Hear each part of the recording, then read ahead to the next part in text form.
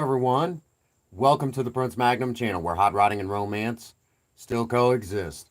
I'm your host, Prince Magnum. Welcome to a look into our past. It's been a long time since we've done this segment here on the channel. It's one that I've kind of kept in the wings and thought it was high time we go ahead and do it. I thought it would be kind of fun because I just need to kind of take my mind off of everything that's been going on. And figured it was high time I did something that a lot of folks kind of said that they really like. A lot of people who enjoy professional wrestling thought it would be a great opportunity because I have been a fan of wrestling for many, many, many years.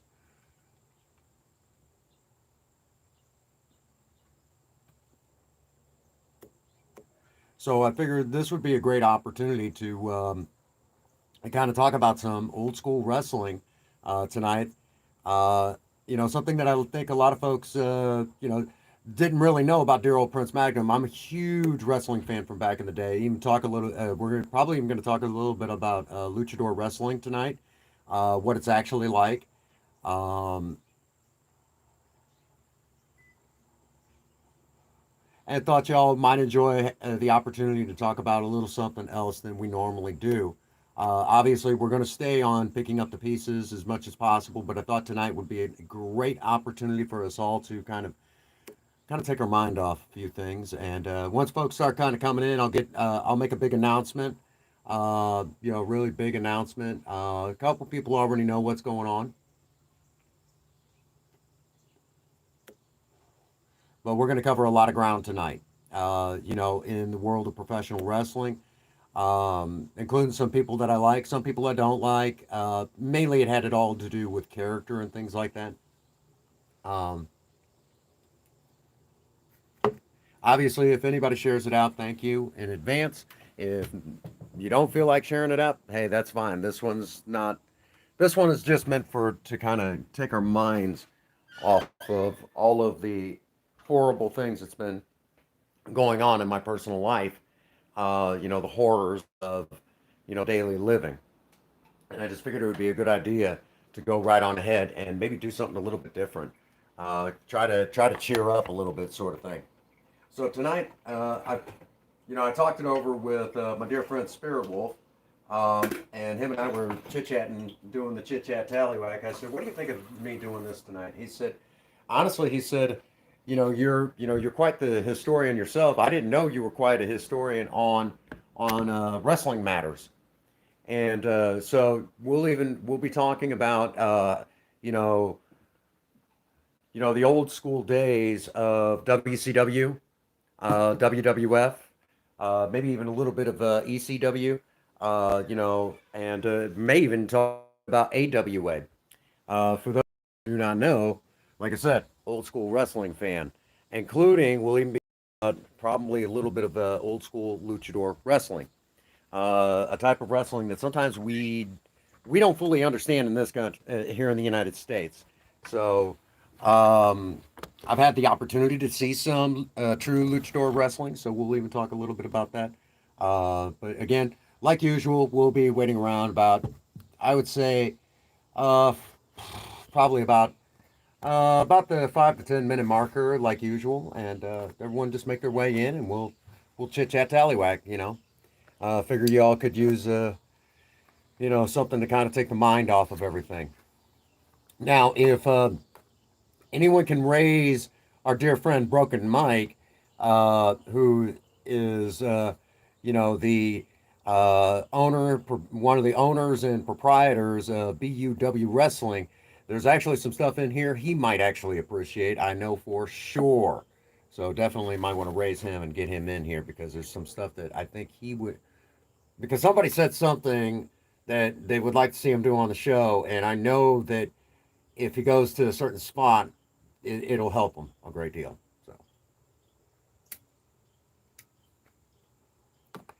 So, many of you are going to be way too young. There's going to be a lot of you that may be even too young to remember some of the stuff that I'm going to even talk about because I actually remember hearing when Hulk Hogan was the world champ of AWA before he became the champ of WWF as it was known back then. And we'll even talk about that misunderstanding there. because there's a big misunderstanding on why the WWF actually changed their name to WWE, because some folks thought it had to do with a particular lawsuit, and it basically was a payoff. Like, shut up, dude. So it's kind of like that, that you know how some things get tossed around in the professional wrestling world that isn't always true. So yeah, you guys will get to hear some of that. It's one of those things that you got to kind of dig a little bit when you hear about it, you know.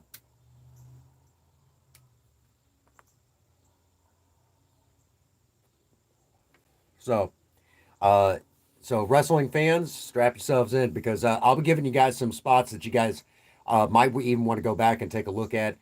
Because I'll even talk about certain matches from the history of wrestling that definitely are worth looking at. Okay, I think you guys will really enjoy this.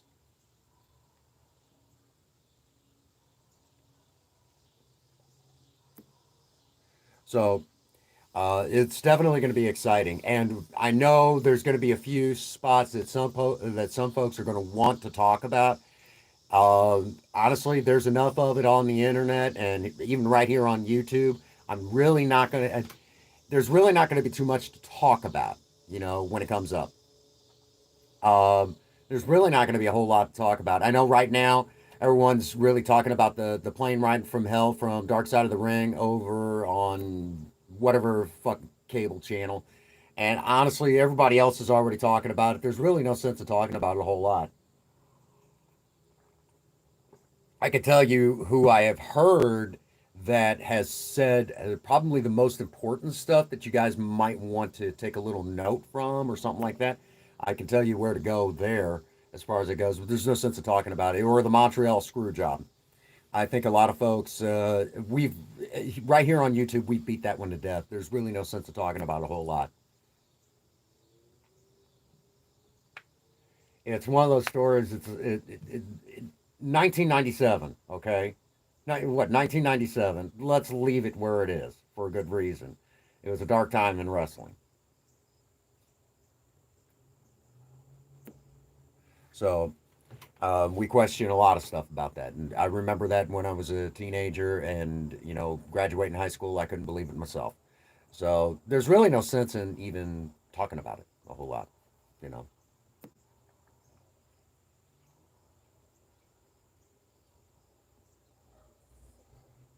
Alrighty, so we're getting close to uh, you know, the 10-minute marker. Again, this is if you're a fan of wrestling, we're going to be going back in time to talk about old school wrestlers, and we'll even be talking about the old territory days.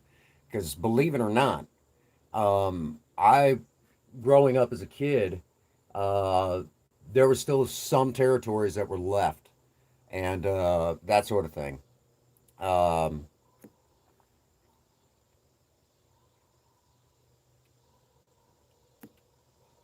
there were still a few of the territories left. Not many, not many. By the time by the late '80s, when I was really paying attention to wrestling, there wasn't a whole lot.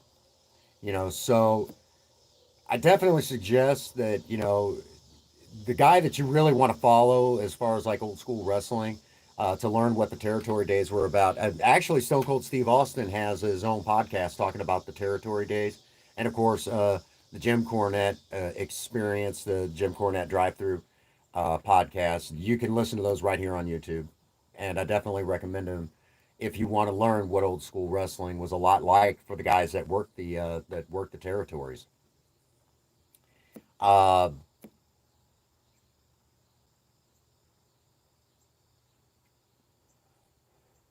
So currently right now, we only have about one person in here. The one person is more than welcome to say hi, how you doing, whatever. Okay. But right now, I just need something to kind of take the mind off of everything else that's been going on. Uh, Emotionally, I'm just exhausted. And at the 10-minute marker, I'll announce some good news for a change. All right. So I'm hoping more folks show up because this is one of these ones that I guess you could say this is kind of the dream stream that I've been dying to do for a good minute. This is the dream stream, I guess you could say. basically from a real fan's perspective. Okay.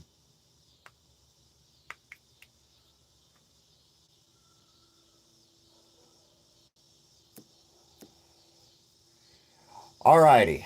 So here we are, the top of the 10-minute marker. I got it. I'm locked in to go back to work Wednesday, unless the family says, that there's, the funeral's on and that sort of thing. Whatever the case may be. What the fuck. So I'll be going back to work for maintenance inside McDonald's, uh, making a little over 12 an hour, which is not half bad. So they're starting me off really nice.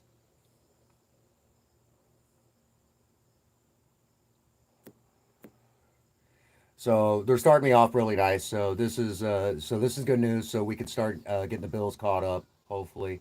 Then of course we got our other business ventures as well. So I'm excited about that. I've got good feeling about that because I talked it over with the kind of the manager over all the stores that I worked for before, and I explained to him what was up, and he's like, "Hey man, I get it, I get it." He's like, you're going through an awful lot right now, and you've got to make some money. He said, "We need someone of your caliber, and we need you in two different stores, and we've got a lot of work to do." Because of the fact that it's just so hard to find maintenance nowadays. So he said, "We've got a lot of work for you, and we're going to need you for a good minute." So I'm back to work starting Wednesday, hopefully. They're already got my uniforms on order. So good news. Good news. So we've crossed that bridge. Let's go ahead and get to the topic at hand. As I said, I'm an old school wrestling fan. My dad actually introduced me to WWF wrestling. I can't remember if it was Superstars or the main event, but you would turn on to Channel 5 up in this area and you would watch wrestling. And again, I can't remember if it was Superstars or if it was, Saturday Night Main Event. Both of those shows were amazing. And at that time on commentary was Vince McMahon and Jesse the Body Ventura. Doing interviews a lot of the times was, Mean Gene Okerlund. So we're talking, this goes way back. And the top guy at that time was Hulk Hogan. Right behind him was Macho Man Randy Savage. And you had Andre the Giant. And you had guys like the Berserker and the Junkyard Dog, Coco be the Birdman, Coco Beware. My goodness, you had this big guy, Tugboat and Earthquake and Jake the Snake Roberts, and we're talking, these are fantastic wrestlers for their time frame. And if you were lucky enough to catch, because where I lived, you were lucky enough to catch every now and again, um, another promotion, NWA. You'd see guys like Sting, Ric Flair. So that was really all I was really exposed to in the early days. And at that time, the NWA and what would later on become WCW was Jim Crockett Promotions. It was pretty cool. Dirtiest Flair in the game, Ric Flair. Yeah, we all. Um, most of my early experiences watching wrestling was none other than watching the WWF as it was in the 1980s. And I will say that it did appeal to a lot of us kids in the 1980s because of the fact of it was more or less like real life cartoon characters, really. You had this guy named Hulk Hogan saying, train, take your vitamins, say your prayers, honest to goodness things. And of course, we all know what happened there, but we'll get to all that in a minute. Uh, so I became, as a kid, that was one of my favorite all time wrestlers. Now, the first time I was ever conflicted, because I started watching, around this time, I started seeing this one guy named, the Ultimate Warrior. Didn't know anything about him. I knew he'd been through the territories and everything. this day and age, I've learned a lot about his backstory, how he wrestled with Sting, and they were the Dingo Warriors, and just all that, the Blade Runners, Rock, and whatever the fuck. Uh, and of course, they did their tag team split, and the Ultimate Warrior came to the WWF and had a big, tremendous run to start with. Now, a lot of folks are pretty familiar with that, and I know a lot of folks really like the Ultimate Warrior. I wasn't a huge fan, because I thought he was okay, but I was still, So when it came time for the title versus title match, for Hulk Hogan, with Hulk Hogan, I will tell you all that right out of the gate, I was in the Hulk Hogan fan club. My little brother though, he was in the Ultimate Warrior fan club. My little brother liked a little bit more of that exciting stuff. And half the times I remember listening to the Ultimate Warriors promos, what was known as the old promos, and I would oftentimes sit there and go, "What the fuck is this dude talking about? I don't have a clue." I couldn't make any sense of it. You know, I listened to Hulk Hogan and I could totally make sense. So I'm like, this is the guy I'm behind. So, we're talking, 1980s. So I was in that Hulk Hogan fan club.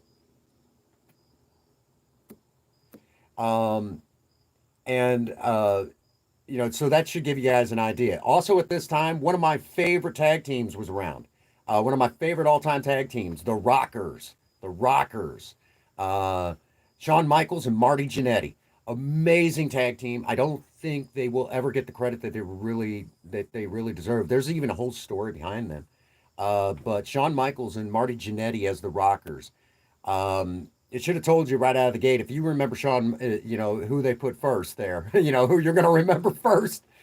And I remember both tag team runs with, tag team title runs with the Hart Foundation, the original Hart Foundation, Bret the Hitman Hart and Jim the Anvil Neidhart. I actually remember those days, seeing both times. And the first time when Jimmy Hart, the Mouth of the South, was actually the manager of the first during the first title run with the Hart Foundation. I remember when he was the manager, you know.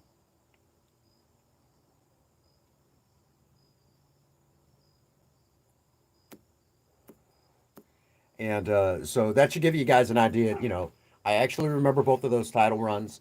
And I do distinctly remember when they lost the titles. I think it was to the Nasty Boys during the second time. There was a time frame, because back then, everyone tuned in their radio TV sets. Cable television was in its infancy in the 1980s. So I actually remember at one point in time, where I lived, there was actually a cable company called Falcon Cable. Falcon Cable Company. Of course, I think they've long since been bought out by Spectre, what used to be called Charter. So that should give you an idea. And the only way you could see anything on the NWA at that time. What's going on, Adam? Talking old school wrestling. Old school wrestling. Kind of a quiet stream. I guess everyone would expect a drama tonight, and I got to take away a moment to kind of have a little bit of fun. I got to chill out. Enough's enough. I've talked about everything, and we'll be back to doing that tomorrow. But I need a moment. I got to talk about something fun.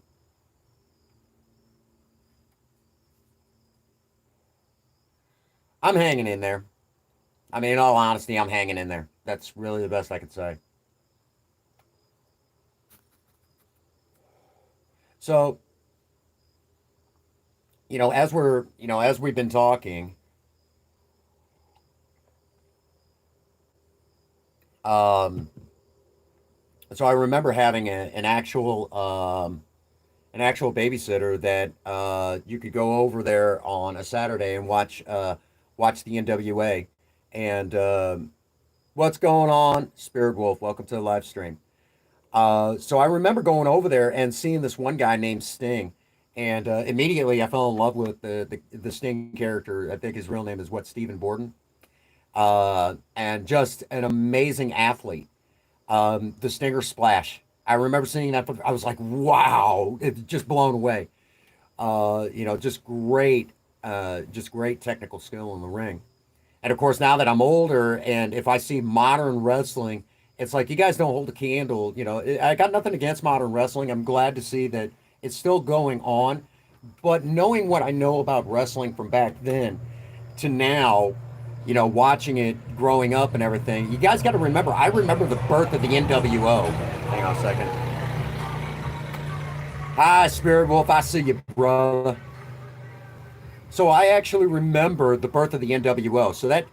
But I will also remember when, I remember, I actually distinctly remember watching Bret the Hitman Hart get his first Intercontinental title win from Mr. Perfect, okay, Kurt Hennig. I actually remember that. I actually was in Broken Mike's stream last week Monday and was actually talking about a match that most people have never seen before. You can't hardly find it. It's almost like the WWE doesn't really mention it. And it was a really good match. And Jake the Snake Roberts versus the Model. Really? Okay, let's take a moment here. If I remember correctly, the Montreal Screwjob, I remember when that went down, okay? And I remember sitting there, like, how could this be my favorite wrestling promotion of all time? The, the WWF, as it was around that time, doing something like that to one of their top stars. I couldn't believe it, okay? So now that I've said that, and there's a whole laundry list of things that go into it, okay? There's a lot of he said, she said, and then there's probably the real story behind it, okay? And I'll be honest with you, there's really no sense in talking about the Montreal Screwjob because there's a lot of channels that have already really covered it and do it 1,000 times better. Most of the time, I end up referring to those channels anyways if I want to look something up about the Montreal Screwjob. It had all to do with the fact that, I know it had a lot to do with the fact that Bret Hart needed to make a little bit more money than he was making. And Vince McMahon gave him his guarantee, but then had to give him a release because he just couldn't afford it. Now, why that was at that time, honestly and truthfully, if you take a look at the time frame, it does make sense because WCW Nitro was beating the pants off of WWF Raw. Okay, so when you take a look at it in that regard, that sounds about right. He couldn't afford it. He couldn't afford one of his top talents. Now, I will say that after the Montreal Screwjob, WCW did a horrible job booking, doing a good job. They did not do a very good job booking Bret the Hitman Hart. You guys got to understand, he's probably he's my all-time favorite wrestler. And there's a lot of reasons for it. Number one, his in-ring performance, okay? You cannot get anyone who puts on, such a, when he called himself the excellence of execution, he had good reason for it. Because he did make sure that every move he did in that ring looked as believable as possible, okay? He wasn't some high flyer or anything like that, but he was very technical, very technical. Which is why when it came time to make my character in BUW, why not model him after one that really honestly and truthfully did do it? He did take the business serious. As a matter of fact, Jim Cornette actually says to this day, when he had to work with Bret in the 90s, he's like, my God, this guy takes himself way too serious. But then he turns right around and says he kind of wishes more people today would take the business as serious as Bret did in the 90s. So kind of take that to heart, if you will. No pun intended. He's one of the reasons why I like, Yeah, around that, well, okay. Yes and no. Okay. Yes and no. There were some things that they did right, and there were some things that they got wrong. Okay. When they first brought Hulk Hogan into WCW. NWA, you're still riding on the heels of what the NWA was doing before. So, them changing to WCW World Championship Wrestling was a good move. And getting Jim Herd out of that office and putting Eric Bischoff in there, bringing on top talent from the WWF, as it was known then, putting those people where they were because they're already established names, okay? And so that being said, bringing those guys in and that sort of thing was just smart, okay? It was just smart. These are already established names that you knew they could work, okay? Now, for the record, though, in later years, looking at some of those old Hulk Hogan matches, I will say that Hulk Hogan was probably one of the worst performers in ring. He could cut a promo. He could work the crowd. But as far as his capabilities in ring, it was garbage. And, so as far as that goes, but he did do a lot for the sport. He did do a lot for the sport. He did do a lot for the world of pro wrestling. Obviously the third man, the NWO heel turn, was absolutely pure genius. Okay, and so there's really nothing you could say about that. So just kind of take that all in. In the ring, he was horrible, but guy couldn't even throw a punch right. Okay, hold someone's. Really? Come on, man. So that's one of the reasons why I grew more towards Bret Hart. For the record, I do like some of Shawn Michaels stuff. I thought he was a great showman. He had a great in-ring talent. And it showed even in his days as one of the members of the Rockers. For the record, the barbershop incident, if you are a wrestling fan and you've never seen the barbershop incident where Shawn Michaels, gives Marty Jannetty a super kick and then throws him through the barbershop window, it is here on YouTube. You can see it anytime.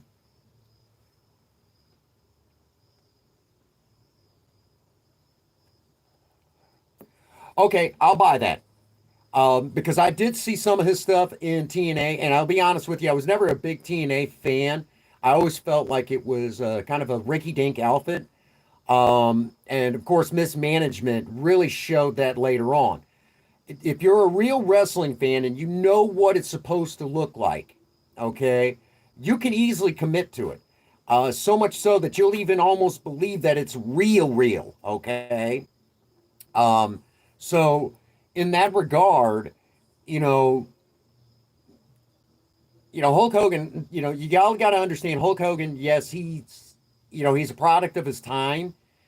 As a matter of fact, I had to go back in time about a couple weeks prior to this stream, and everyone knows when Hulk Hogan, hulks up. Everyone's familiar with it, okay? Everyone's seen it probably about 1,000,000 times. I won't lay down for you, brother. That sort of thing. I'm going to tell y'all a little something that most people don't know, okay? That's an old school wrestling thing. That goes way back. As a matter of fact, I actually heard Jim Cornette actually talk about Jerry the King Lawler doing it in his promotion in Memphis, okay, in Memphis, Tennessee. Now, and there was a southern term to that, what we sometimes think is hulking up, okay? And what that term was is called bowing up. Bowing up. And what it was is that the babyface was getting ready to make a big comeback, and he had to no-sell the heel, thumping on him, okay? And what Jerry the King Lawler used to do, what he would used to do is basically he would take a shot from the heel. And this is when he would do his his babyface runs,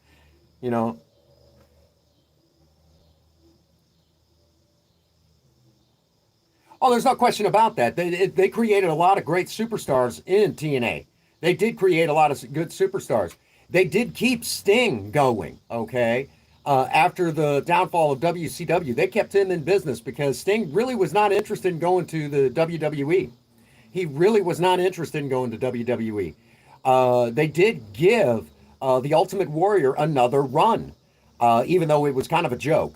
You know, it's one of those things. The Ultimate Warrior, God rest his soul. I know it's horrible to talk ill about the dead, but you know, he was really not that great of a wrestler. And if you ever want to see what kind of a person he really was, just turn back the clock to some of his. There's some of the tapes of where he went into colleges and was giving motivational talks. Okay, if you ever want to see where he actually said, you know, queering don't make the world go. Yeah, yeah, that's not a joke. If you ever want to see what kind of a person he really was, turn back the clock. Promise you.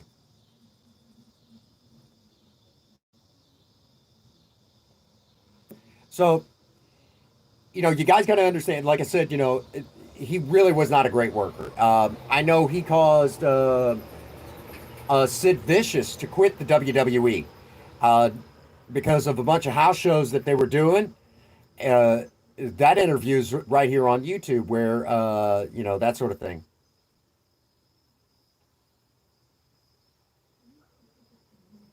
Well, right now, everyone's got their eye on A&E. You know, um, all elite wrestling. Everyone's got their eye on it right now because A&E did start off as a very, very talentless company. A couple years ago, they really weren't on the blip of the radar, if you will. They really were not completely a blip on the radar. And they have managed to now kind of get their own little cornerstone enough that now, from what I understand, WWE is actually taking a close look at this problem. Could we see the Monday Night Wars begin again? It would be nice. I think WWE would step up their game if they felt they had true competition. So in that regard, I'm glad to see it, but I also know that Impact, TNA, um, because of some mismanagement, is not where it should be, and it's kind of almost back to the indie circuits for these guys. They did do a lot of great stuff. I seen some of it, and some of it wasn't bad. Um,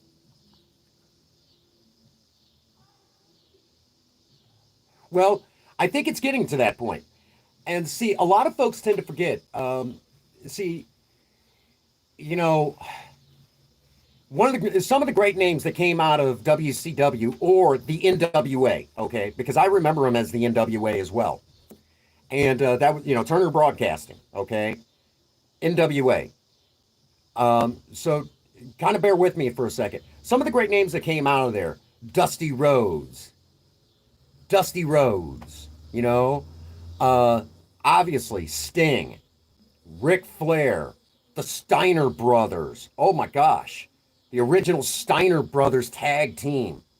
Um, a lot of people forget that the Road Warriors, Hawk and Animal, were in WCW or NWA. As a matter of fact, Road Warrior Hawk even had a match against Ric Flair for the world title. Um, the guy who played as Tugboat and then Typhoon. He also did the Shockmaster in WCW. That poor son of a bitch.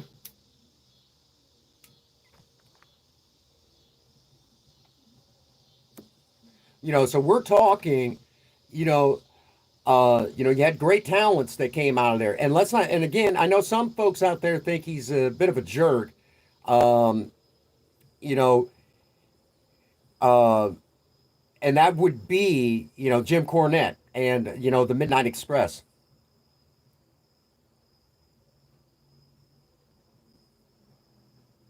The Rock and Roll Express, yes.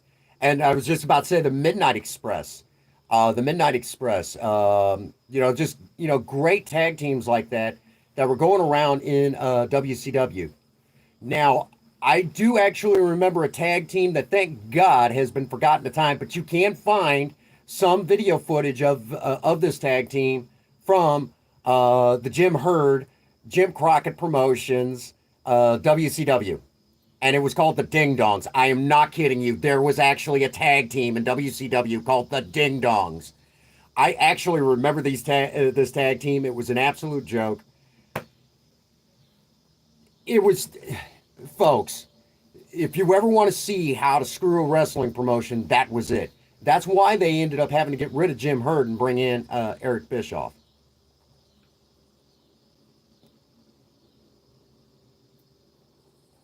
If I remember, as well, in Jim Crockett Promotions, there was even Paul E. Dangerously, who went on to become the proprietor of ECW. You know, uh, so there's, WCW was definitely an amazing company, and they had an amazing run. Really quick, there is a YouTube channel, if I remember correctly. I think it's called Wrestling Bios. That they're behind the Titantron, or behind the ring, or the Final Bell, or something like that. In one of those shows, they actually dive into the controversy of WWE buying out WCW. So if you ever get a chance to check that out, please do so. I do recommend it.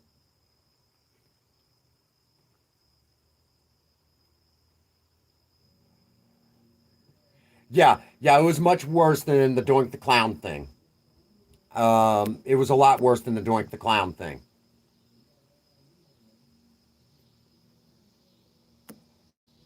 Uh, don't forget, WWE has always been more of a cartoon character wrestling show than any other promotion, which is why a lot of us kids really prefer the WWF over WCW. They're larger than life characters. Now, during the new era, after when around the time Bret the Hitman Hart being world champ, they ushered in the new era. How they were getting away, is trying to move away from the cartoon characters. And you got to remember, in the 1980s, one of the guys who played as Doink the Clown did pass away. Yes, he did. Absolutely, Chairman.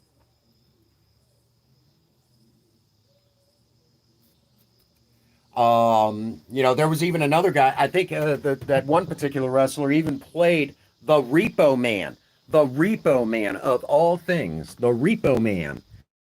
Um, you know, you had uh, you had very memorable characters. Yeah, it was due to complications due to drug addiction. So you had a lot of characters that for us kids. And tell you how much I remember on wrestling. There was actually a WWF wrestling cartoon called the Rock and Wrestling Connection.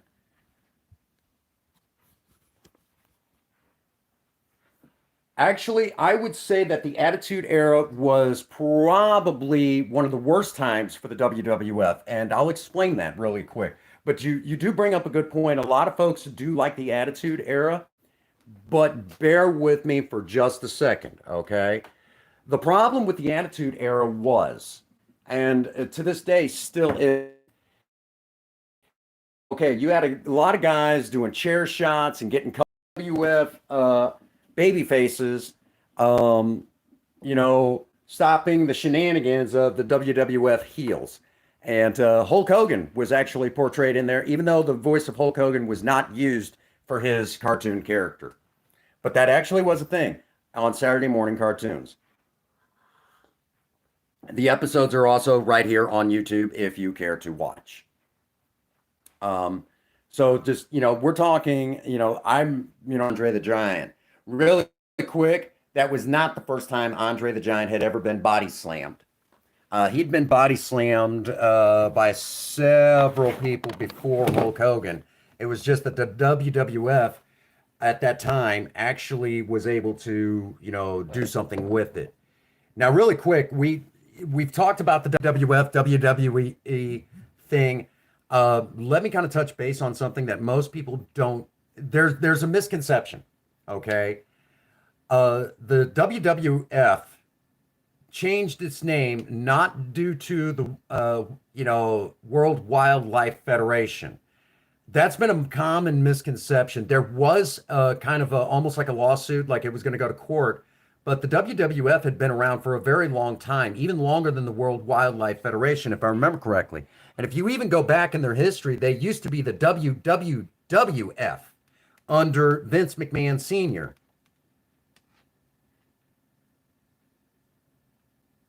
Yeah. So it just got rebranded a little bit by the 1980s when Vince Jr. took over. And I actually remember, as things started kind of change, around that time frame. Because once Vince Sr. was out of the picture, Vince Jr. started buying up all the territories, okay, and folding everything into what was then becoming the WWF under Titan Sports. There was a little bit of a debate on that, but the real reason why they went from WWF to WWE was because Vince McMahon was rebranding the sport, okay? And the reason why he was rebranding the sport is because up there in New York, there was on companies that do sports, basically, and this included wrestling. Uh, the problem was is that there was some taxes that were coming into play. So in order for Vince McMahon to kind of get underneath those taxes up there in Stanford, he basically rebranded the sport from wrestling to sports entertainment. And that was how he actually bypassed that tax, is by rebranding it. It had nothing to do with the World Wildlife Federation. That's been going around for years. And honestly, I don't know why people continue when there's plenty of documentation that basically says the reason why he did it is for this. And even people that worked on the creative team have even come forward talking about that. That was why he did it. Was he was rebranding the sport so he didn't have to pay the taxes on it. That was the real reason for it. But it had nothing to do with the World Wildlife Federation. It had nothing to. I think there was a debate on that, but it was basically, like, shut the fuck up, dude. Here's some money. Just go fuck yourselves. That's really what you're after. You really don't care about that. You're just after money. That's really what it boiled down to. So I remember when that happened, and I thought it was dumb. What do I think about it today? I still think it's dumb. Okay, wrestling is wrestling. Leave it alone. Okay, just pay the fucking taxes. If you don't like it, move it out of that state to a state that doesn't have the taxes. What the fucking do?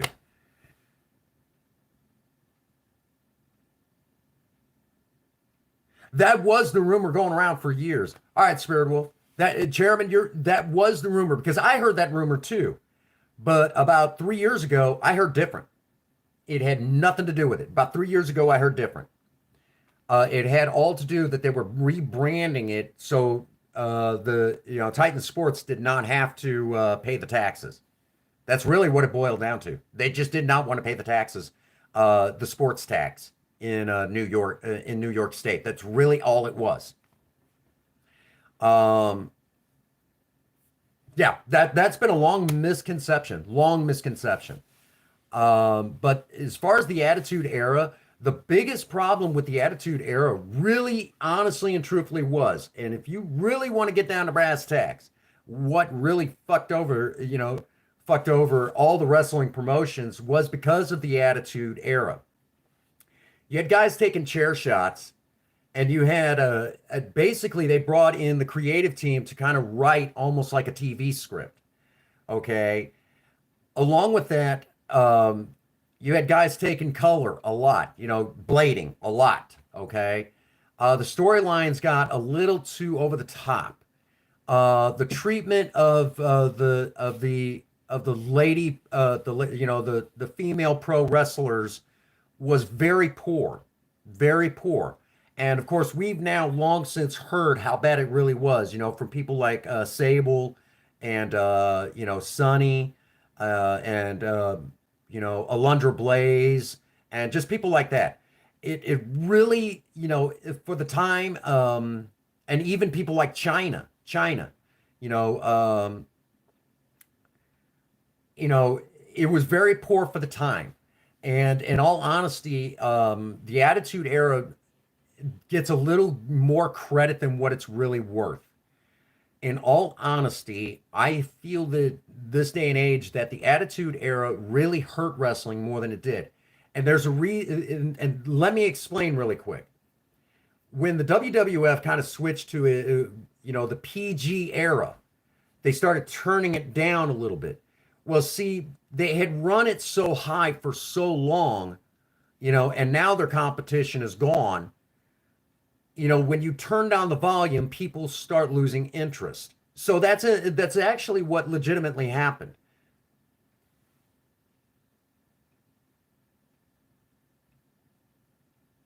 I've heard that one too. I've heard that one too.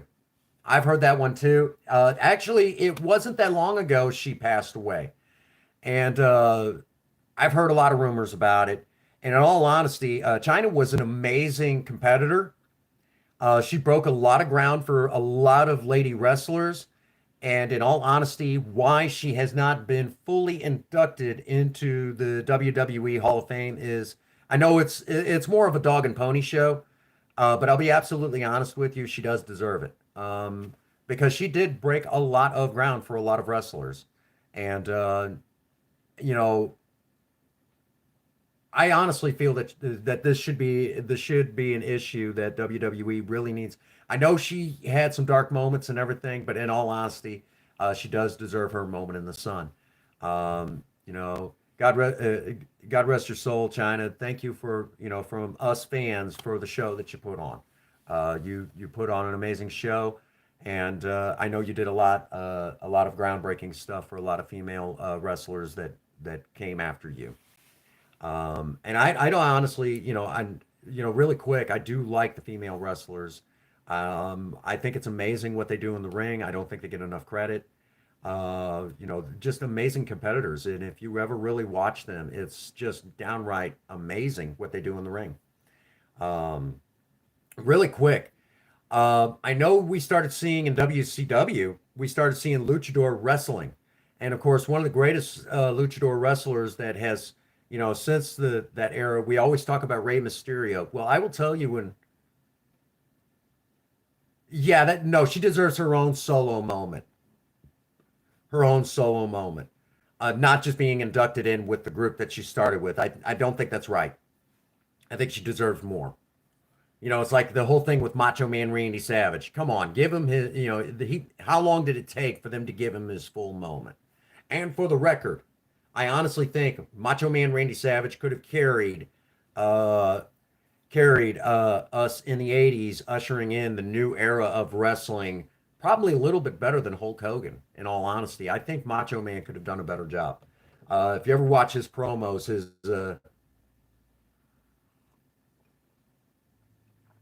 yeah. Well, in all honesty, I don't think there's enough credit given. Actually, a lot of it has to do with the reason why she's never fully gotten the credit she deserves is because Triple H and China actually had a relationship, but Triple H ended up obviously with Stephanie McMahon. So there's probably a little bit of animosity right there. And then, of course, China goes on um, to you know, to do some of the stuff she did. Uh, so I think a lot of folks are still kind of put off by that over there in WWE. Um, so um, I will tell you again, some of my favorite wrestlers.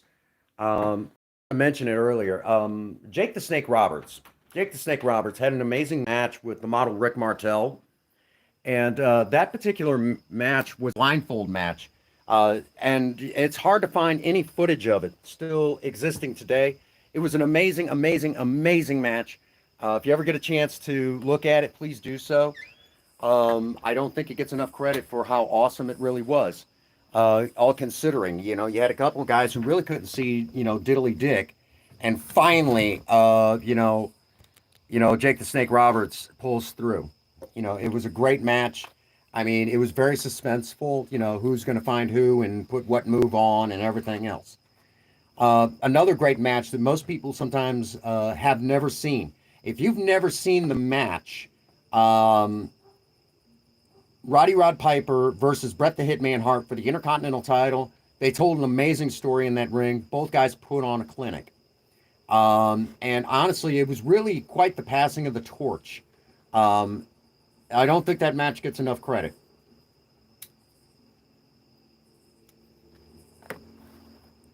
Um, Obviously, you mentioned the Intercontinental title. Everyone's going to talk about. You know, they're going to talk about Macho Man Randy Savage versus Ricky the Dragon Steamboat. Great match. Well, which one? There was two of them. Two of them. And let's not forget, Bret the Hitman Hart actually defended his Intercontinental title against Shawn Michaels in a ladder match. Before that, everyone always talks about that one, but Shawn Michaels and Bret the Hitman Hart had a ladder match for the Intercontinental title before that, and Bret Hart was the winner. And that one was just as good. It just doesn't get as publicized as much because of the fact that there was a lot of crazy stuff that happened with that freaking ladder. Now, here's something that most people don't know. There is kind of a shoot interview where Shawn Michaels and Scott Hall are basically sitting there watching that old match. And they're like, if we actually broke that ladder, we'd still be in that ring, because we only have the one ladder. So, we're back to, that was, it is, both matches are damn good. Shawn Michaels put on a heck of a show. Scott Hall put on an amazing show.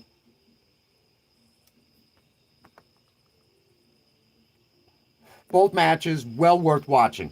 So which one are you talking about? But in my opinion, just because of the story that was told in the ring, if you ever watch Bret Hart taking on Roddy Rod Piper to win his second ever Intercontinental title, amazing story. And of course, Roddy Rod Piper does not get enough credit for what he also brought to the squared circle. Roddy Rod Piper had an amazing heel run in the WWF in the 1980s.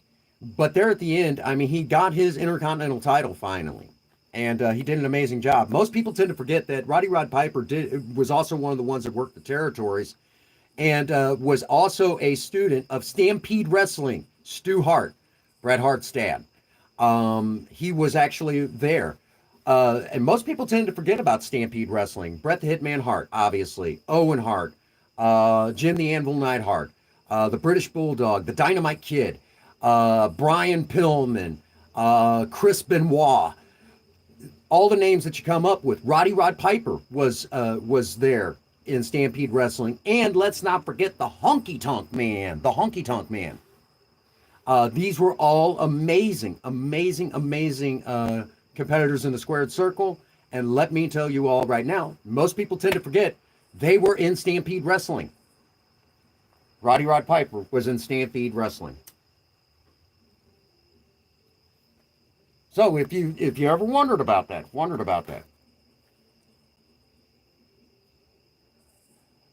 Right now, all of you go, really? Stampede Wrestling? And if you don't know, Stampede Wrestling was a Canadian promotion that Stu Hart, Bret Hart, and Owen Hart's dad ran, and it was an amazing promotion. When the WWF bought them out,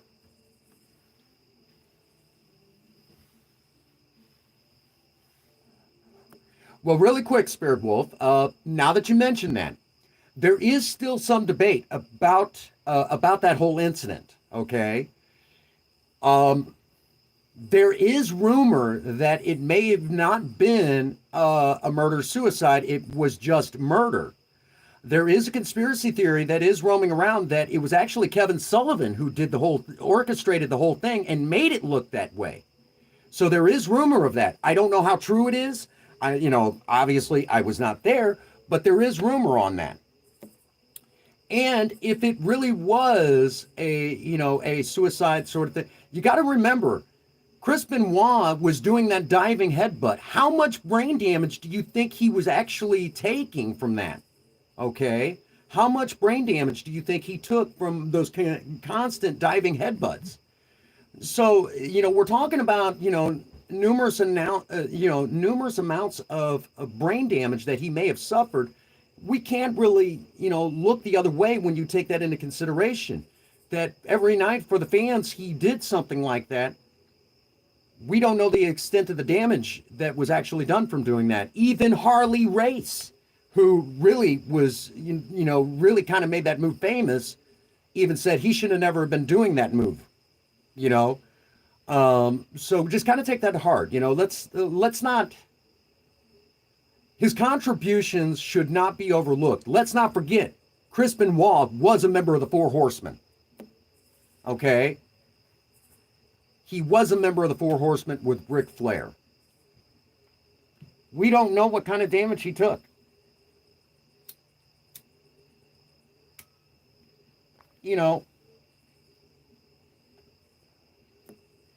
And sometimes this happens nowadays where people will, certain performers will do certain things, and it's like we want to throw everything out that they did before, the good stuff that they did, because they did this one wrong thing.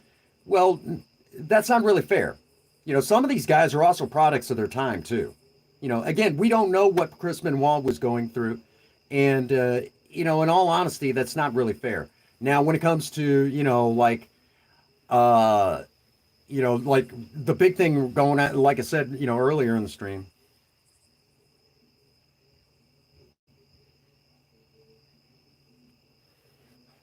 There you go. See what I mean? See what I mean? So, we can't really, that's not really fair to the competitor, to the athlete in this case.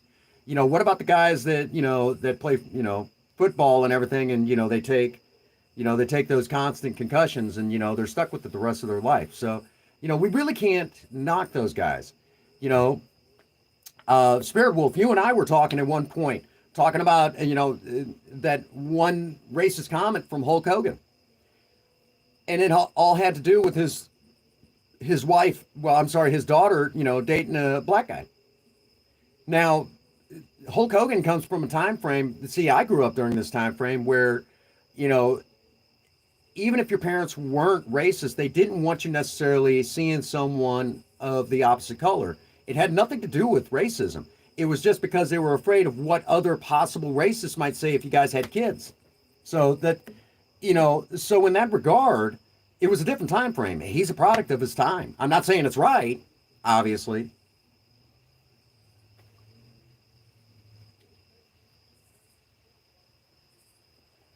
Absolutely. And look at Brian Pillman.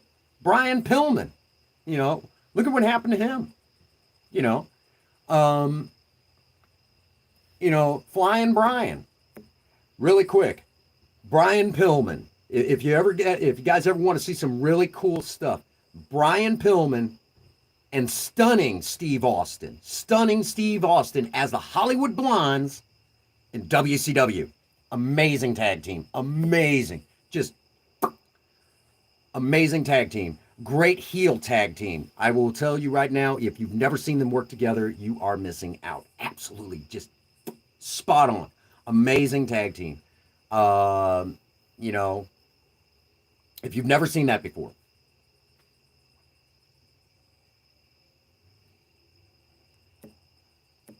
Um, Brian Pillman is another one that I don't think will ever get the credit he deserves. Uh, Flying Brian, Pillman. Gosh, the names go on. Names go on.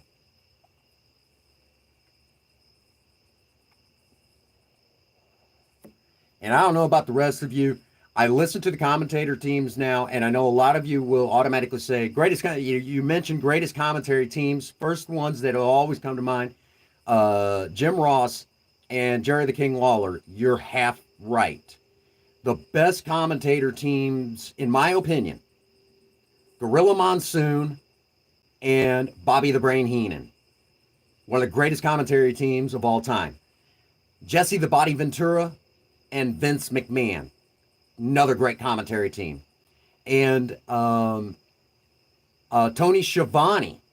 Tony Schiavone and Jim Ross on WCW. And of course, Tony Schiavone and Bobby the Brain Heenan, commentary team, WCW. I don't think those guys get enough credit.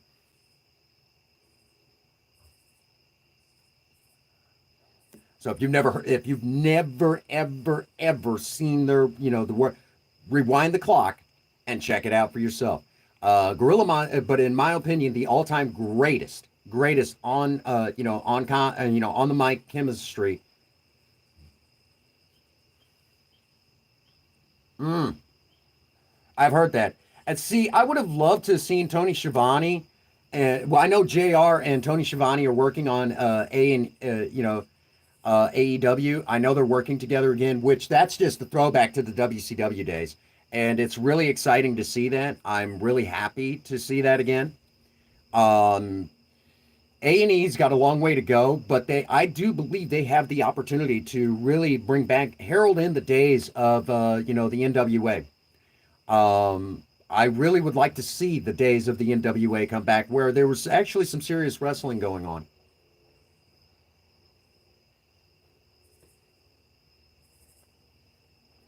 I think it's been far too long that the WWE has gotten away with kind of cornering that market. So in that regard, I would love to see, uh, WCW, the days of where WCW, you had something like WCW.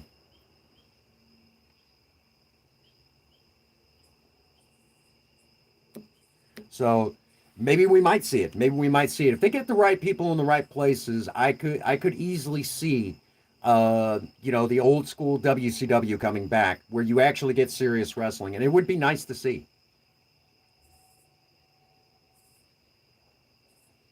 And if you want an example of where they were really on par with good quality matches, uh, you know, Sting versus Jake Roberts in a coal miner's glove match, Halloween Havoc, guaranteed, amazing match.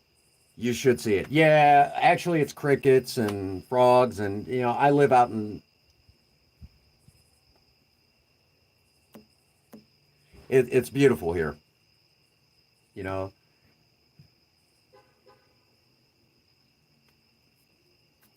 so again, for old school wrestling fans, if you ever want to see true classic, on commentary, on point, and again, I don't think Jesse Ventura gets enough credit for his amazing work on the microphone, working alongside Vince McMahon. I would love to see Vince McMahon stop the chairman of WWF, well, WWE. Oh, really? Wow, I didn't know that. I would love to see Vince McMahon take it back to the days of Saturday Night Main Event and get on mic again. Go back to doing that. Him and Jesse Ventura, um, amazing, and I loved it. I loved it, hands down, bar none. You couldn't beat it. It was just, it was old school, but it was so good. It couldn't even you can't even call it retro. Okay, it was just amazing. Um, so I will tell you all again when it comes to wrestling, I still kind of miss the days of when it was good. I mean, really good. Some of the stuff they're doing today is just not the way I would. Most of the weekly. Oh, really? So NWA is still around. The name had been around for a while, and I know Jim Cornette got over there and started doing some stuff, and it started to take off. And there was a big to do over Jim Cornette doing what he does in the NWA. Um, he told a 30-year-old joke on commentary, and it turned into a fucking fiasco. Uh, Basically, in a nutshell, he told the 30-year-old joke he told was about hunger in Ethiopia, and it had all to do with Live Aid back in the 1980s. And he'd been telling this joke for numerous years, and he had a falling out with AEW. I was actually just watching something on that a little bit before this, kind of boning up for tonight's segment on this. But as far as like so when he told it, everyone thought it was a racist joke, and no, it was actually an old joke. And I remember some of these jokes that he was talking about, some of the jokes that he was talking about in the 1980s as a kid, because yeah, Jim Cornette. Most people tend to forget that he was in creative in the NWA. He was in creative in the WWF and later on WWE. He was also part of their um, kind of talent promotion sort of thing with OVW and of course Smoky Mountain Wrestling. Most people tend to forget that he did a lot of that stuff. He worked with TNA. He worked with Ring of Honor. He worked with Global Impact. He worked with NWA in its later years. Oh, really? Yeah. Okay. Well, that doesn't surprise me. It doesn't surprise me in the least little bit. It's good to see that the NWA is still around and the name still exists. Unfortunately, their original world title has been bastardized by, the big gold belt in professional wrestling has long since been bastardized by the WWE. Okay, the big gold belt was originally brought out. It was more or less Ric Flair's belt, um, and there's been several versions of it over the years. However, Hulk Hogan has um, it was kind of an updated version from it was the one that Ric Flair originally brought out. I'm sorry, no, it was an updated version. And then when Jeff Jarrett came out and did his title thing, after Hulk Hogan left WCW and everything, and that big to do, um, which Vince Russo was running the company at that time, working with Eric Bischoff, original big gold belt. So if you ever wanted to, there's a little bit of trivia for you. That's why the top, if you ever look at that, the top's kind of slightly bent in his abdomen. That's why, because from what I understand, it was actually made by a belt buckle company down in Texas, if I remember correctly. I don't remember all the details on it. I just looked at some of the interesting stuff on it. I know Hulk Hogan has a total of four belts that he carried at one time or another, but he had, yeah, yeah, yeah. You knew what I was talking about. Global Force Wrestling. Um, so yeah, that's one of those things. Uh, so really quick, for those of you who like Sting, I found out years later that on more than one occasion that Sting had been approached to do a heel run, a heel turn, and if I remember correctly, Dusty Rhodes actually came to Sting, and from my best Spirit Wolf heard this one before the Dusty Rhodes impression. Maybe you ought to do a heel turn, and and he turned it down every time. He said, "No, I don't want to do it." He never wanted to do a heel turn. Never wanted to do a heel turn. I honestly and truthfully would have loved to have seen what Sting would have been like. He did do the anti-heel, where it wasn't quite a heel turn, but but he was still the good guy, and it was kind of with his whole crow thing, and in WCW, he did an amazing job with that because the anti-hero thing was in, where even though it was the bad guy, he was still a good guy. I thought that was interesting. I really really enjoyed that. I really enjoyed that. Um, I kind of felt it was a rip off of the Crow, and that he could have done something else, but for what it was good. It was good. I know he carried that persona for many years. Did an amazing job with it. But in all honesty, I mean, yeah, it was about time to reinvent the character, anyways. But I would have loved to have seen what he could have done if he would have had a little bit more creative control.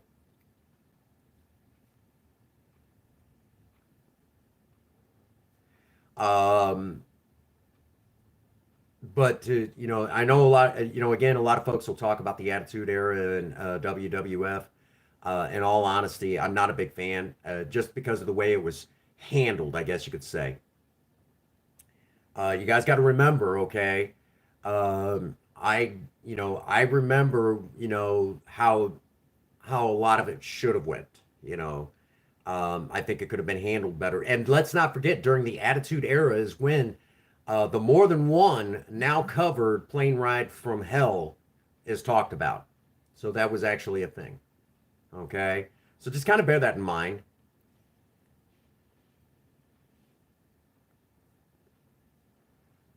That should really tell you everything. Um, but Spirit Wolf, I never really was a fan of Jeff Jarrett when he was a wrestler. But he was doing what he was supposed to be doing. He was playing a character. I wasn't a fan of his character. Wasn't a fan of his character in WCW, but I did like what he did with TNA, and I really haven't seen a whole lot with Global Force Wrestling. I've never seen a whole lot of it. I've heard good things. That's the best I could tell you. Now, kind of like what I was going to talk about a little while ago, I was talking about Rey Mysterio getting credited here in the United States for being an amazing luchador wrestler. I will tell you all, I've had the. I come from where one side of my family we all know is Native American, but there's a little bit of Latino thrown in there. So for all of us Latinos out there, wrestling is very serious to us. Okay, wrestling is very serious to us. And when we talk about wrestling, what's really serious to us is our luchadors.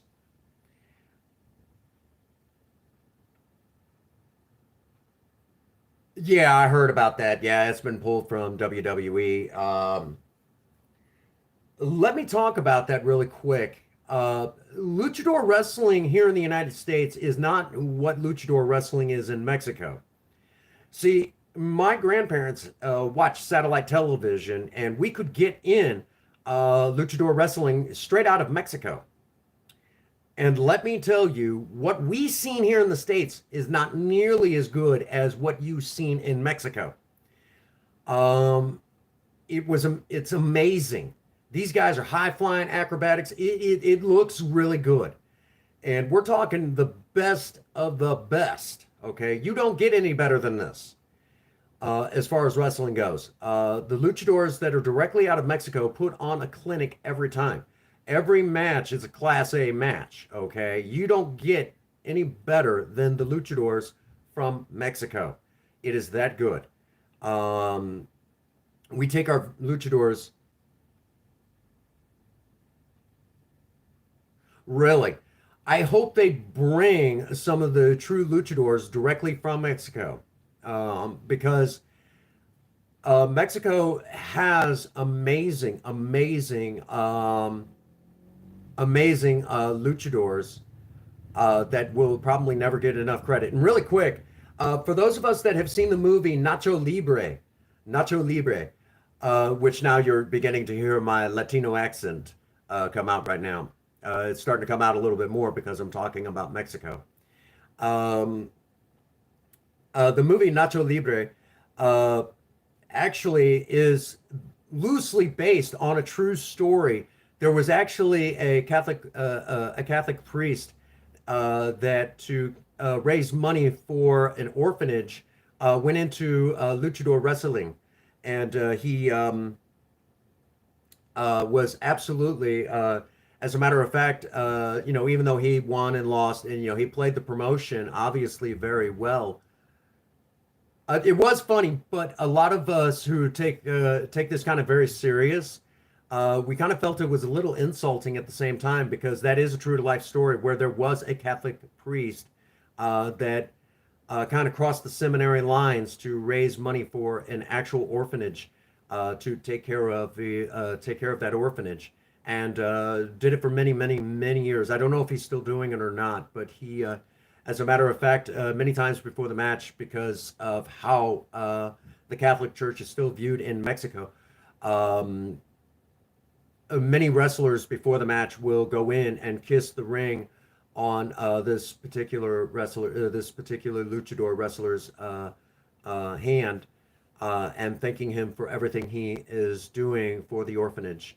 So a lot of folks don't know that, and of course, no offense to Jack Black, he did. Yeah, they really kind of screwed up the story there. And obviously, in a way, though, yeah, they really messed up that story. But in a way, they also brought more attention to it because now, because the World Wide Web works the way that it does, we now know more about the story than ever before here in the United States. So, in that regard, thumbs up. They did a good job. But yeah, in Mexico, luchador wrestling is taken very seriously, very seriously. We love our luchadors, and because I am, a little bit of Latino thrown in there with my Native American, um, you know, we take that very seriously. Our luchadors are very special to us. And I never could because I speak English. I really only speak two languages, English and bad English.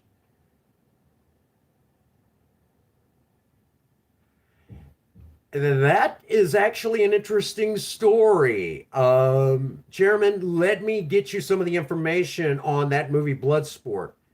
That's actually quite an interesting story. How Frank Dukes actually he he's a good con man.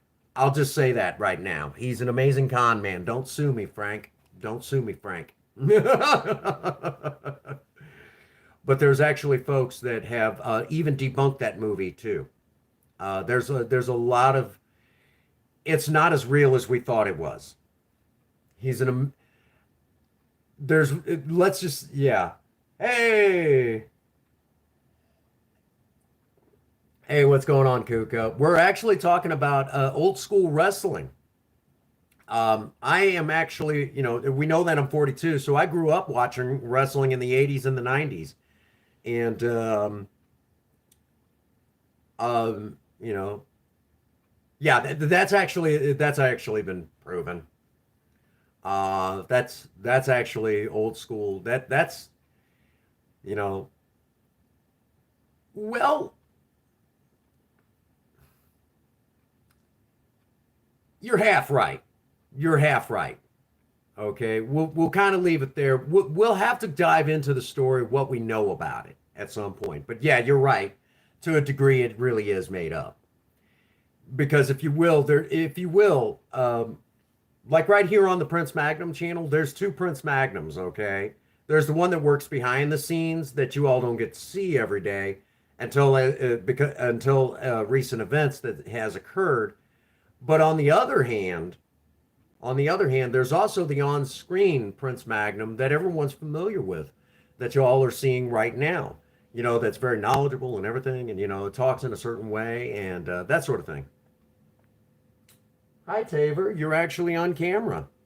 You could see right over there. That's my cat Taver. He doesn't do a whole lot anymore. He's been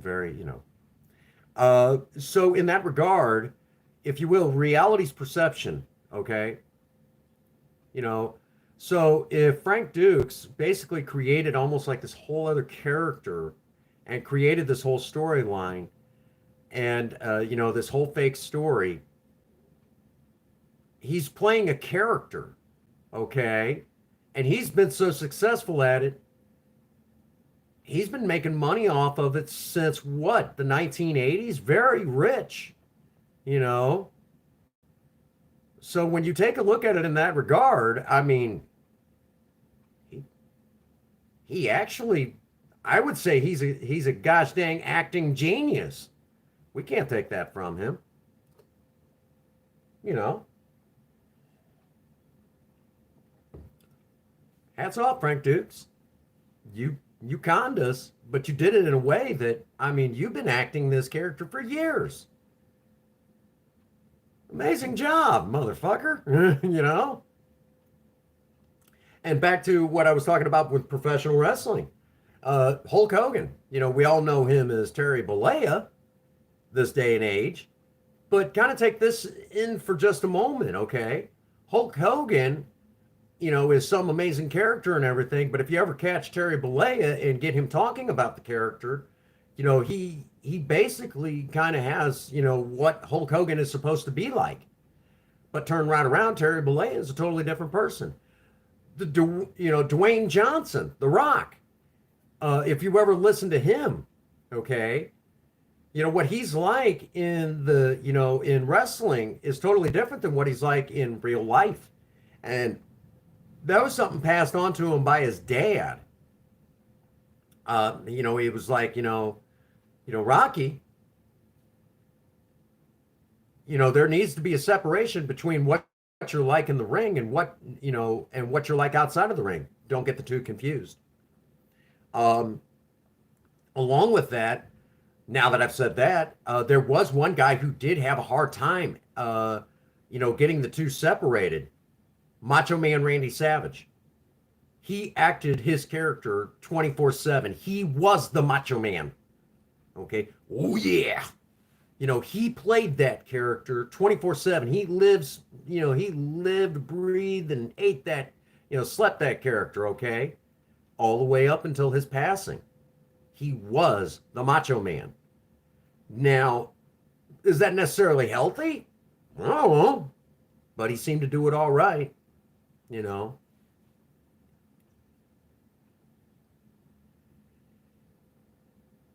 So just kind of take that to heart. I will say that I honestly think that the Macho Man could have done a better job carrying us through the '80s into the '90s with bringing wrestling into the spotlight that it did. Well, yeah, kayfabe wrestling, and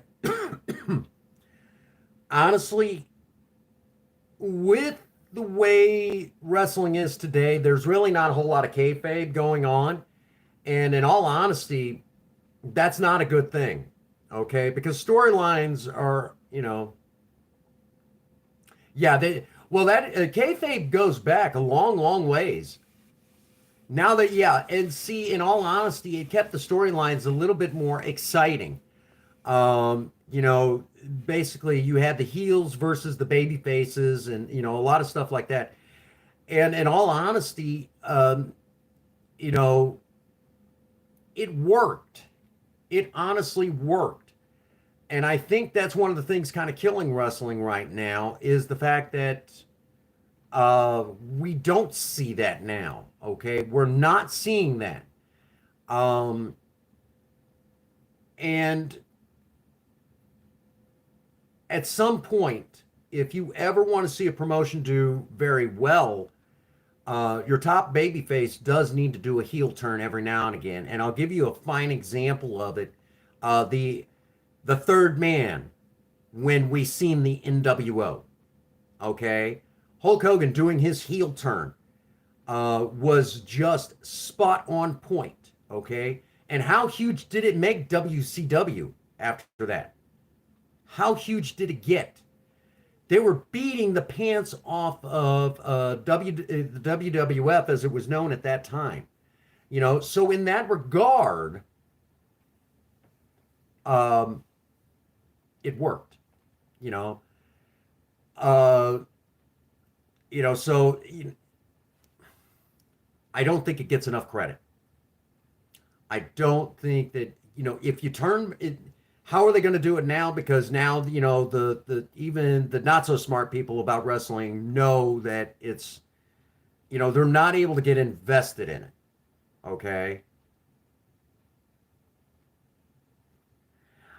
Well, from what I understand, Shane McMahon is no longer with the company. Him and his dad had a falling out.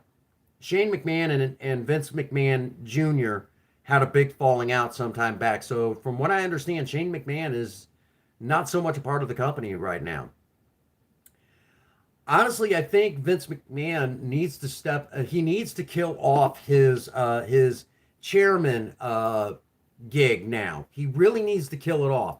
It worked fine during the Attitude Era, being pissed off at your boss. It worked fine back then. But I think if he wants to do anything special, he needs to turn back the clock a little bit and get back on the mic and stay the fuck out of the middle of the ring. Okay, I think it's time that guys that he kind of appoint someone like Hunter Hearst Helmsley as the kayfabe president, kind of like what we used to see during the days of Jack Tunney and Gorilla Monsoon being the on air, the kayfabe president. I think we're really at that point where we do need to see that again, and it if they play it right and kind of kill off that whole chairman vibe and turn the clock back a little bit. Absolutely. Well, not necessarily do we want to see drama and violence, but we want to see a good storyline. And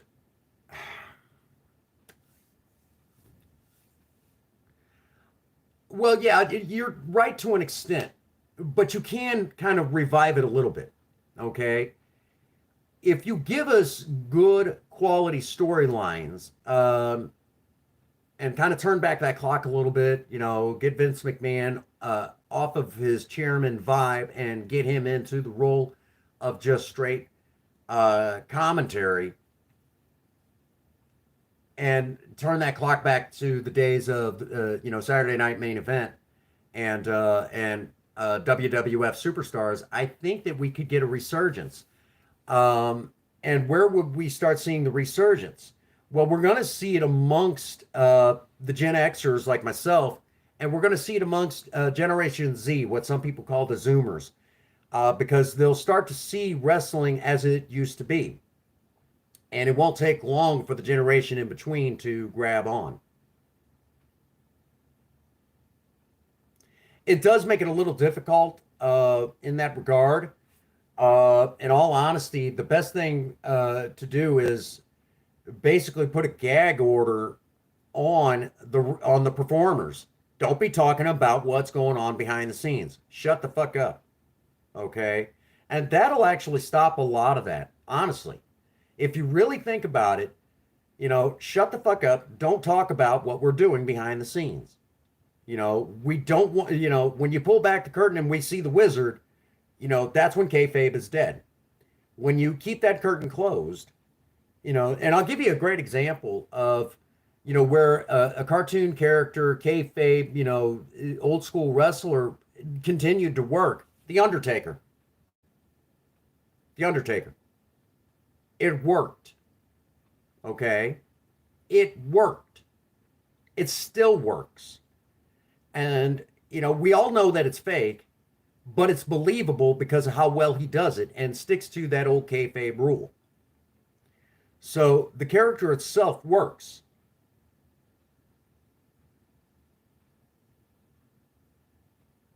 Yeah, right now, yeah, you're absolutely right, Spirit Wolf. Absolutely right. And I think it's about time he does it anyways. Okay, Chairman. Well, yeah, you're absolutely right, Kuka. And in all honesty, it's okay for them to talk about their personal lives, but it's not okay to talk about what goes on behind that curtain. And I think it's a good thing that they're doing that. I think it's a good thing that we get to know what they're like outside of the ring. I think that's a wonderful thing. And it's no different than, if you will, like right here on the Prince Magnum channel, okay? For the longest time up until, current events, most of y'all know me for my on-camera presence and the personality I bring out. But there are some of you that have actually had the opportunity to talk to me what I'm like off of camera. And I know a lot of you, hey, you're actually a really easygoing kind of guy. You're not the same guy on camera.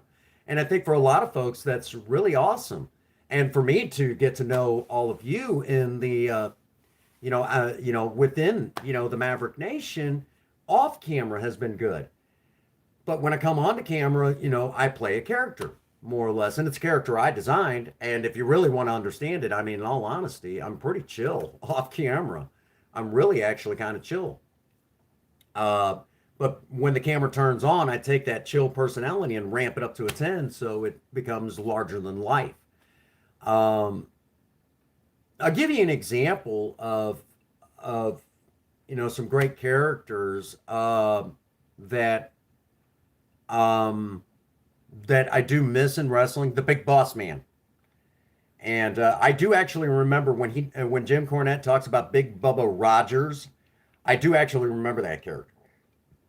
But the Big Boss Man. Amazing character. And from what I understand, when he played the whole part of the big boss man as the prison guard from Cobb County, Georgia, there was more truth to that than anything. Before he hit it big in wrestling, he was a guard for a prison. A gimmick that works, you know, a gimmick that works. You know, I think if we turn back the clock a little bit, kayfabe is dead, but you can put it on life support, I guess you could say. It is possible. It is possible. So, basically, you got just basically in the contract, shut the fuck up. Don't talk about what's going on behind the curtain. And if you get good, talented people on the creative team that know that, you know, what wrestling is supposed to be about, I honestly think we could see a resurgence of the 80s and 90s. Not necessarily the Attitude Era. I'm glad that's over with. I am really glad that's over with. Again, I know a lot of folks really like the Attitude Era, but in all honesty, I always felt it was degrading to women. And you also have to remember there was still also a stigma of of you know, in the Attitude Era to the LGBTQIA plus community. Let's not forget some of the problems that came with Chris Canyon, and Chris Canyon was, you know, he had a lot of things he had to keep in the closet, that, you know, because he dealt with he dealt with all sorts of demons, including mental illness, and the fact he was a member, you know, you might as well say he was homosexual, and amazing worker in the ring, in WCW, and his life was cut short because he never felt he could fully come out and say, yes, I'm gay, and that's horrible. That is absolutely horrible. And this was during the time of the Attitude Era, because it was still okay to make jokes, you know, okay, it's okay to make a joke as long as it's meant in good humor. But if you're doing it to be an asshole, it's not so goddamn funny. Okay? Mae Young and the Fabulous Moolah. Actually, when it comes to my favorite lady wrestlers, Alondra Blaise, who was also known as Medusa at WCW, amazing competitor. Alondra Blaise was one of the greats. She did a lot of great stuff. Obviously, I'm a huge fan of China. China was an amazing competitor in the ring. I loved her work. Um, I honestly don't feel she gets enough credit for what she did. Um, just amazing wrestlers like that. I'm one of the, everyone talks about Miss Elizabeth in the old days of wrestling. I'm a fan of Missy Hyatt. Okay, if you do not know who Missy Hyatt is, you better rewind the clock. Okay, Missy Hyatt is one of the greatest unsung ladies of wrestling. Missy Hyatt was never will get the credit she deserves. Um, Sunny, Sunny, obviously one of the greatest female managers that ever walked this earth. And no disrespect to Miss Elizabeth, I think she did an amazing job. What's going on, Queen Bee? We're talking old school wrestling, old school wrestling. So in that regard, I have a lot of love for Missy Hyatt. And again, no disrespect to Miss Elizabeth, she did an amazing job. She really was an amazing valet for the Macho Man. Um, Cyndi Lauper was a great manager in the 1980s. But again, I always feel that Missy Hyatt was probably the best. And again, no disrespect to Miss Elizabeth, but Missy Hyatt was better.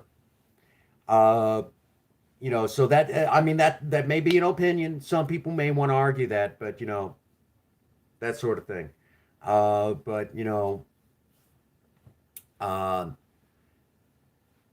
that's just one of those things. Again, Miss Elizabeth was good. Cyndi Lauper was good too. She was amazing for not, knowing what the business was like. Cyndi Lauper was amazing, and that was also during the Rock and Wrestling Connection, around the early, the early days of wrestling really coming into the mainstream as we know it today. During the golden age of 1980s wrestling. And of course, again, you also got to mention the NWA and everything. Uh, you guys got to remember, I remember those over the top cartoon character like wrestlers of the 1980s. Again, one of my favorites, Coco Beware, the Birdman, Coco Beware. I loved him. Okay, amazing. The Junkyard Dog. Oh, it's absolutely atrocious compared to what it was. Um, I'll tell you another one that I really thought was an amazing manager, but no one really has seen what she worked like in the ring. Luna Vachon. Luna Vachon.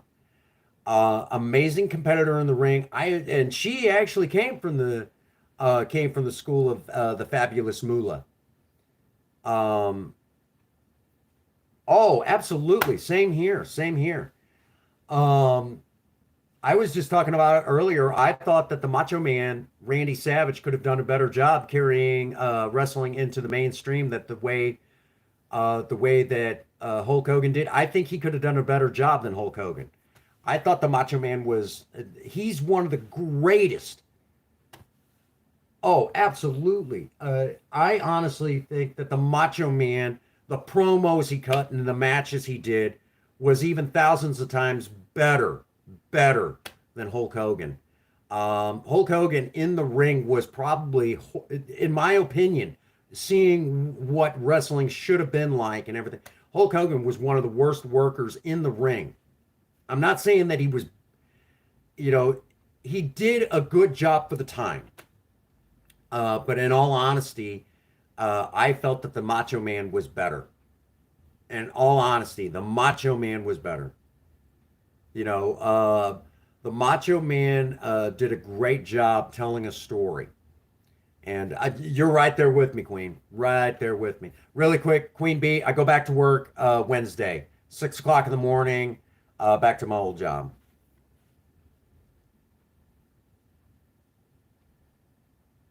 Okay. Um, the WWF really seen dollar signs with that. That was during the first Persian Gulf War, Operation Desert Shield, that eventually morphed into Operation Desert Storm. They seen dollar signs on that. And yeah, it's kind of an interesting story. And I almost have to talk to you. You know, it's too much to talk about they never contacted me back. It's still in limbo. Not a joke. They don't get in, government and sometimes these big corporate companies don't get in a big hurry. So the bills can mount up and you're sitting there going, what the fuck? So that's kind of what happened there. But that heel turn, uh, there was a couple of things going on around that time, and I didn't find out about it till later. The Ultimate Warrior. Oh, I did. I did. Every other day I called them. It just wasn't. It's just. Uh, yeah, I did. But see, when you talk about that heel turn, um, Sergeant Slaughter did an amazing job. Okay, and the Iron Sheik playing is, Colonel Mustafa. You know, which the Iron Sheik, God bless him, all of his drug problems, amazing, has managed to do what he does, But the Iron Sheik and everything, that whole thing was just dollar signs to the WWF because of the war going on in Iraq, the first one. But there was something else that was going on that most people don't realize. The Ultimate Warrior was now taken out of the role that made him famous, and he was supposed to carry the company. Well, the problem with that is now he's in a position where he's got to carry the company, in place of Hulk Hogan, because Hulk Hogan was supposed to be done with wrestling at that time. Um, but the problem is that it wasn't working. The character he was having to play in the place of you know the top baby face for the company wasn't working. So they had to do something. They had to do something that had, that to position a new baby face back as holding the title, and that was going to have to be Hulk Hogan again. Around that time, Hulk Hogan was now, getting ready to have a huge house payment. Him and Linda were looking at a brand. He's like, I got to go back to wrestling, making big money for the WWF at that time. So the cards were right, and so they seen dollar signs. Um, and most people don't even talk about the Ultimate Warrior holding the WWF up during the SummerSlam tag team match. And it came around in what, like 91, 92, something like that. Um, but basically, the Ultimate Warrior's WWF title run didn't work because it was outside of the character that brought him into the stardom that it did. So it just wasn't working at all for him. Um, just one of those things. And of course, because of him holding up the money, he was released for a little while. And then he came back in what, like 1993, 1994, and had another run and was wearing that big giant bodysuit. And a lot of folks thought that the Ultimate Warrior had offed himself or something like that. And that wasn't true. It's just he wasn't in the gym as much as he used to be. So he wasn't quite as built as he once was. And for the record, when he came back, when he started having matches with guys like Sid Vicious, which around that time he was also being called Sid Justice in the WWF. Sid Vicious actually did a shoot interview where he talked about he hated working with the Ultimate Warrior. Andre the Giant hated working with him. Yep, yep, I know the one. He actually held the company up for more money than what it was. They had already advertised, and everything. This big match, the match made in hell, and afterwards, Macho Man Randy Savage was supposed to get married to Miss Elizabeth, which was a kayfabe wedding, because they had already been married for many years and was already going through a divorce around that time. Nobody knew that. Yeah, that was that. So now that you bring that up, yeah, I remember that too. Um,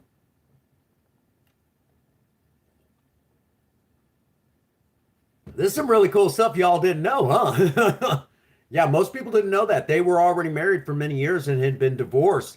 So that was a kayfabe wedding. That was actually a kayfabe wedding. And that there again is how kayfabe works.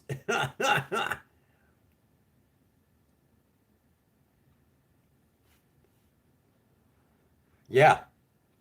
Y'all shocked right now? Which you can't even find hardly at all any video footage of the match made in heaven segment for the pay-per-view. You cannot hardly find any of that. Y'all shocked that I remember all of this, huh? And that was when Macho Man had moved from wrestling to commentary and was working alongside, I think, Vince McMahon, Roddy Rod Piper, and it was Macho Man. So the three of them working on commentary. Um,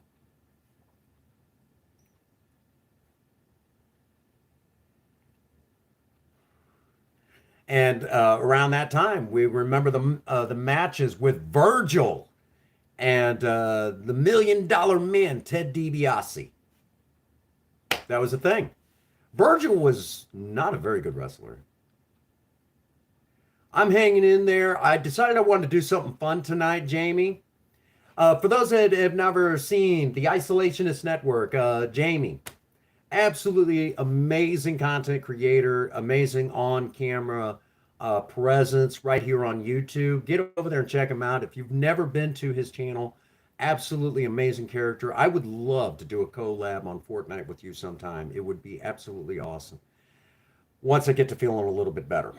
I'm hanging in there, but I wanted to do something fun tonight because I had to have something to take my mind off the fact that, my wife is still out there doing what she's doing and my grandmother just passing away.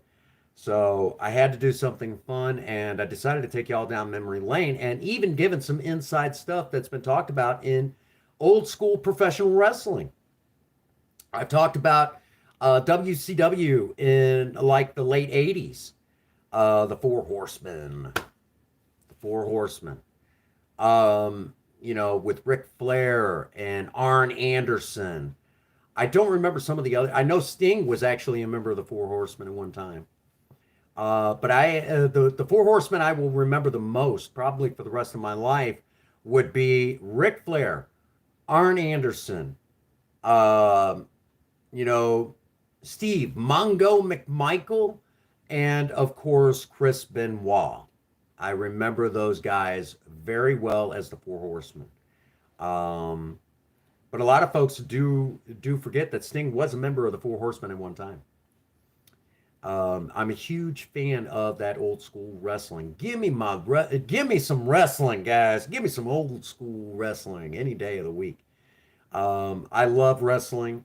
I grew up as a fan in the 1980s, and I was actually earlier talking that the WWF at one time had its own wrestling cartoon, true to life wrestling cartoon called the Rock and Wrestling Connection. That was actually a Saturday morning cartoon that you could watch in the 1980s. It wasn't bad. It wasn't bad. If you ever get a chance, you can actually view the episodes right here on YouTube. And so if you've never seen it, oh, true nostalgia. Oh, give me my wrestling back. Come on. WWF, now we call it the WWE. You know, give me my old school wrestling back.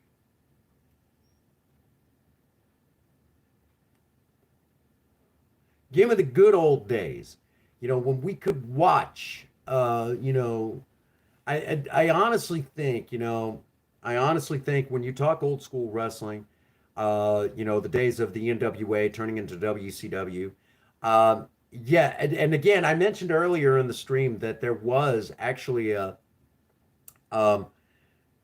I remember seeing in WCW a tag team called the Ding Dongs. If you ever get a chance to see that, it's absolutely fucked up. Just why? It was worse than the Doink the Clown thing and the Gobbledygooker. Talking amongst old school wrestling fans, I have often said, yeah, I know who could have took on the NWO, the fucking Ding Dongs. Jim Herd. Jim Herd killing the business like nobody's business.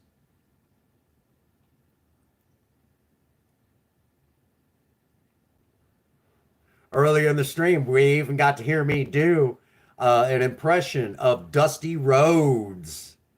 The American Dream, Dusty Rhodes. Absolutely. So I'm an old school wrestling fan myself. And I would love to see the days of wrestling get as close as you could to what it used to be. Unfortunately, a lot of people have mentioned, kayfabe is dead. Social media has really fucked that over, but I think we can get it to where it's back on life support. I think we could. Who's with me? Who would like to see some good? All right, Spirit Wolf, I'll give you a holler. All right. We're actually getting ready to shut down the stream for the evening. All righty, folks, but that does bring us to a good stopping point for the evening. All righty. Appreciate all of you who were able to hang out with me this evening. Absolutely, you guys are the true amazing stars here on this channel. What's going on, Elias? We're actually getting ready to wrap it up for the evening.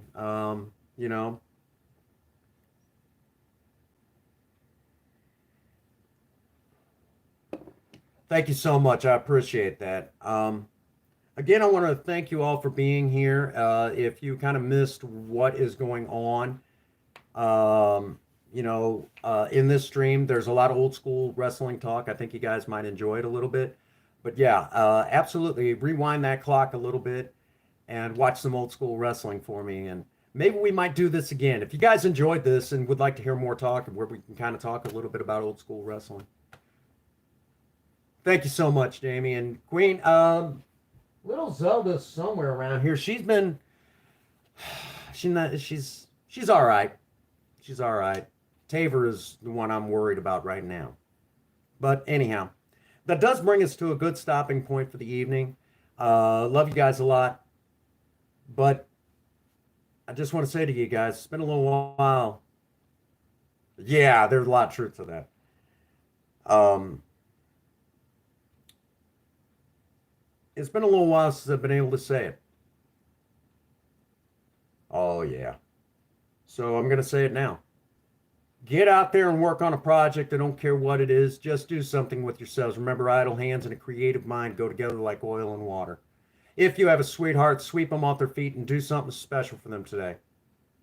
And as always, for all of you out there, if no one out there has told you that they love you today, Prince Magnum does. God bless you and have a happy 24. Thank you.